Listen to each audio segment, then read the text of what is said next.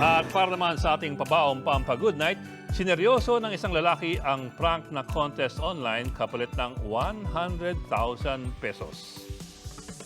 Yan po si Ramil Albano, nagpatato sa noo dahil sa pa-contest daw ng isang takoyaki store kasabay ng April Fool's Day kahapon.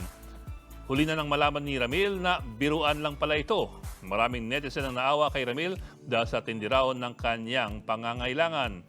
Kasunod niyan, pinunta na may-ari ng store si Ramil. Tinutuon na rin niya ang premyo lalo't na lamang para pala sa anak, kaya kumasa si Ramil sa kanilang challenge. Ba't mo na naisipan ano bang gagawin mo sa pera dapat? Ano yan para sa bunso kong anak, tsaka sa yung pang-tuition ng anak ko. Pantuition. Service ng anak kong bunso. Down syndrome. May Down Down syndrome. kasi.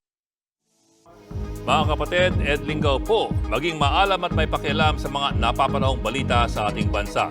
Para sa mas malalimang pagtalakay at paghimay sa mga issue at headlines, tumutok lamang at mag-subscribe sa social media pages ng News 5.